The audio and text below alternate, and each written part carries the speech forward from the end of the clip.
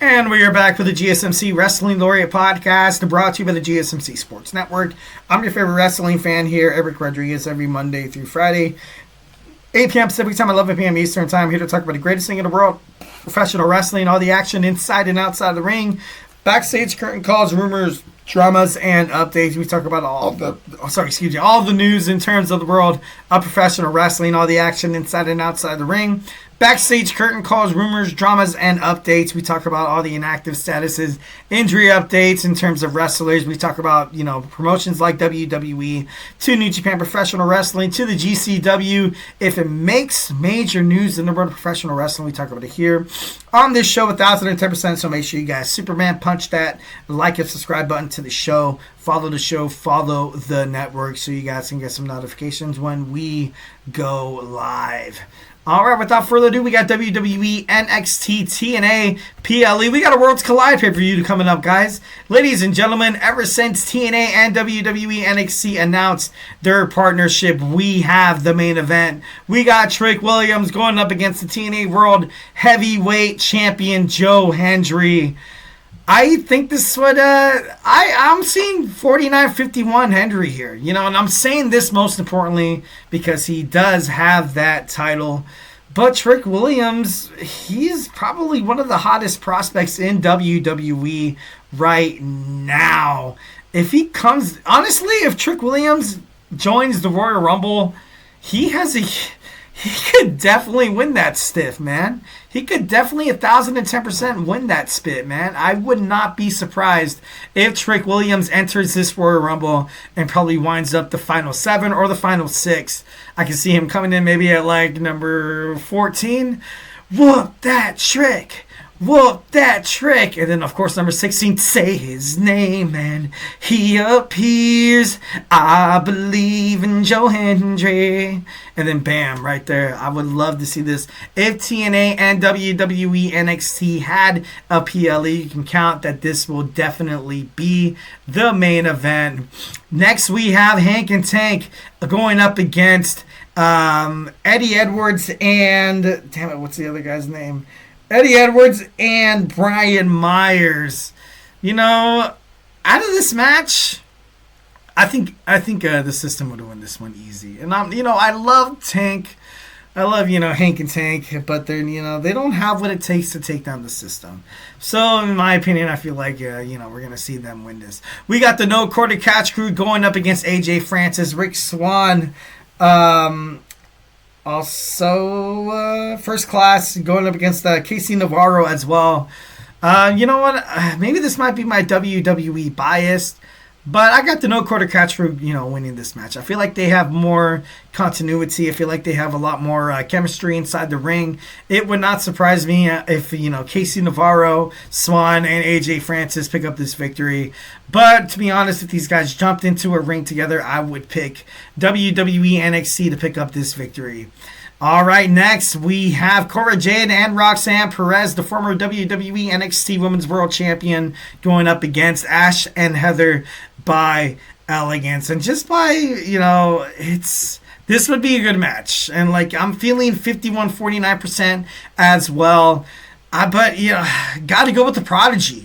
Got to go with the Prodigy, Roxanne Perez. That will this team to a win. Will end up hitting that, Pop Rocks? Pop Rocks on, not Ash, but she'll hit Pop Rocks on Heather by Elegance, get that 1, 2, 3, and pick up that victory. So that would be pretty badass to see. We got Stephanie Vaquer taking on the Juggernaut. We got Jordan Grace. I love myself some Stephanie Vaquer. Obviously, she's had her championships in the past. But TNA Knockouts World Champion for, damn, I can't even count on my own little fingers here. Jordan Grace would easily, cleanly win this match against Stephanie Vaquer. We got 70% Jordan Grace and we got 30% Stephanie Vaquer. But it was a good damn bout. We got Mike Santana of TNA taking on the Dawn of NXT, the NXT North American Champion. And one of them holds a championship belt, one of them doesn't. But that's not going to change my answer. Mike Santana is the standard of of TNA. Sorry, excuse me. He's beat the Weapon, Josh Alexander. He's beaten a lot of top tier TNA talent, and I know a lot of people are thinking, like, oh, TNA superstars can't go up against WWE superstars.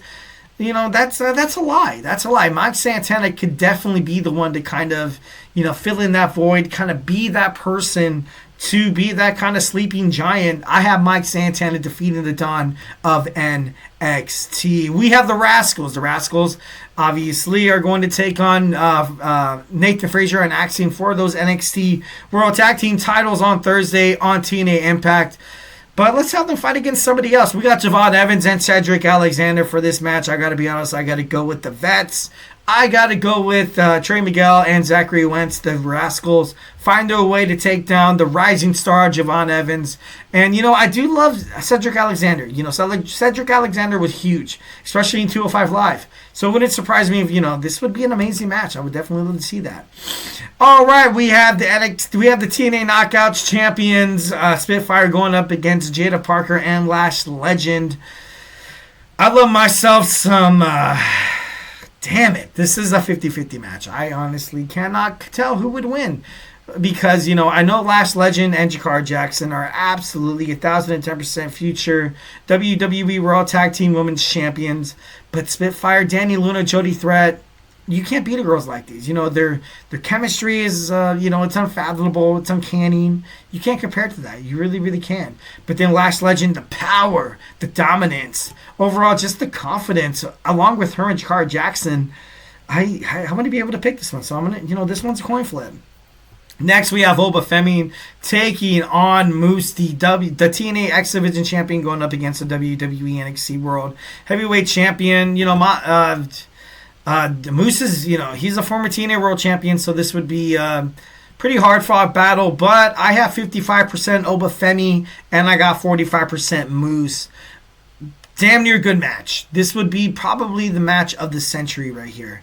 We got Frankie Kazarian going up against Lexis King for the NXT Heritage Championship. Give it to Kazarian. Kazarian's a huge, he's a veteran. He's been part of professional wrestling for quite some damn long. I kind of compare him to like a young Randy Orton, where he's not afraid to slap somebody in the face. That legend killer, that overall killer instinct, where he's not afraid to just basically be like, hey, dude, my spit doesn't stink, dude. And I see him defeating Lexis King for the NXT Heritage Championship. Frankie Kazarian obviously kicking some ass.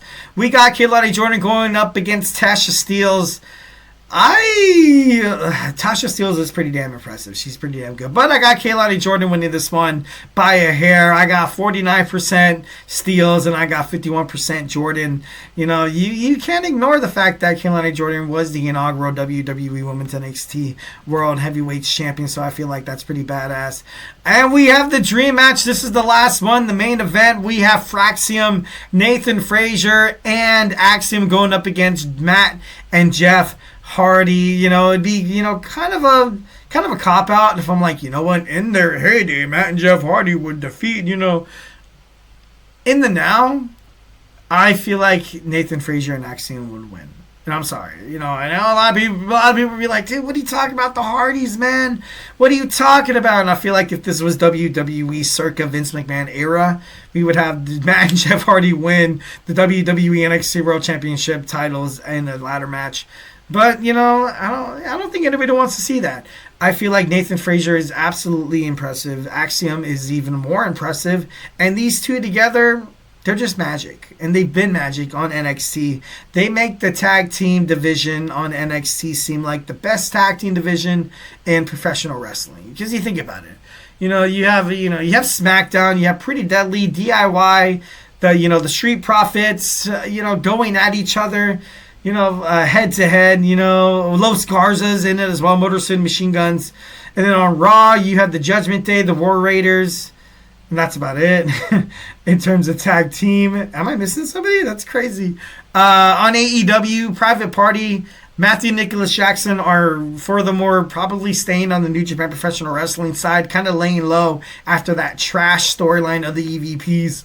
So honestly, why not give Nathan and Frazier and Axiom that that spot. So yeah, we have our winners, we have our losers of the first ever Worlds Collide WWE NXT going up against TNA. Make sure you guys rewatch that. If obviously sound off in the comment section of how you guys feel about it. All right, we have little time. I always do this to you guys. Running over time, of course. We got our Wednesday's Wrestling News Roundup. We're going to talk about all the hottest breaking news in terms of the world of professional wrestling. So grab your favorite snack, grab your favorite ice cold beverage. Join me here in about 25 seconds. So, hey, do not go absolutely anywhere.